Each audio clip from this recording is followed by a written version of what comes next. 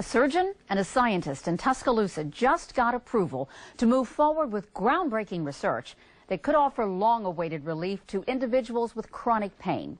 Focus at 4's Linda Mays reports the clinical trial will test a promising treatment for fibromyalgia and irritable bowel.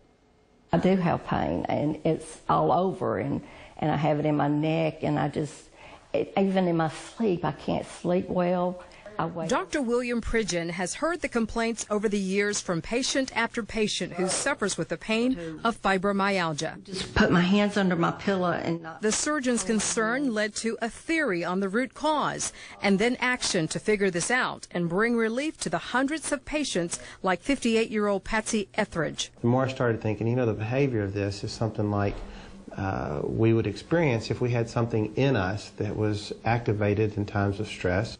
Dr. Pridgeon believes that both fibromyalgia and irritable bowel syndrome symptoms are all caused by a common widespread virus, the virus that causes cold sores, herpes simplex virus 1. I decided, well, what if I tried to suppress it? So I did, and I tried with one medicine, and it worked a little bit. As I got closer to about 2008, I had started giving some of my patients who had arthritis problems some medicine for arthritis.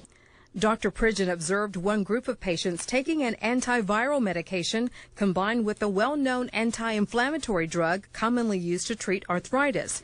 He was stunned when the patients returned to his office after a period of months. I came back and said, I'm thrilled that my diarrhea and the constipation has gotten better. My belly pains are so much better. But why are my headaches getting better? I seem to have more energy than... Dr. Pridgeon says fibromyalgia patients were across the board better. Dr. Carol Duffy is a virologist at the University of Alabama and has studied herpes viruses for many years. We asked her about Dr. Pridgeon's herpes virus theory and his therapy of an antiviral plus an arthritis drug. So herpes virologists have known for a while that it also has antiviral effects.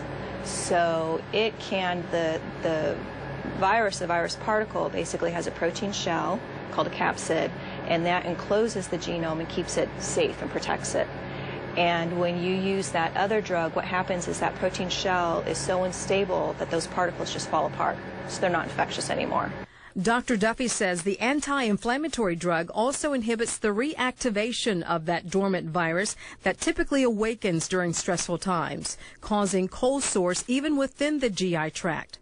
We caught up with one study participant. And this has helped multiple things. It's helped my trigger point pain in my back and my joints.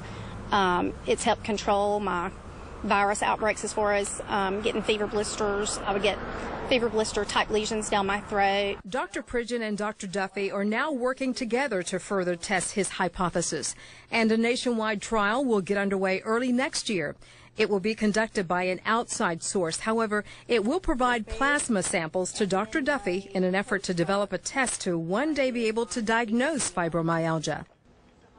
And this is all good news. Now, having a quantitative method to detect fibromyalgia or not in a patient could also give many doctors relief as well. Oh, that's terrific news. So how can you become a part of the study that they're going to have? Well, let me first let you know that through his patients, Dr. Pridgeon, he did learn that his suppression therapy also helps with other conditions and aches and illnesses such as headaches and also chronic fatigue. Yeah, we heard that. Now, the study itself is handled by an outside firm. Dr. Pridgeon nor Dr. Duffy are recruiting. They are not recruiting. It's total hands-off. Okay. I can tell you that the trial study will happen in early February or late February or early March of next year. And now it will be considered a nationwide placebo-controlled randomized double-blinded study, which means that nor the researcher or the patient will know whether they have that dummy pill or placebo or the actual medicine or not. But we'll keep you posted. All right. Thanks so much. We'll have more in just a moment.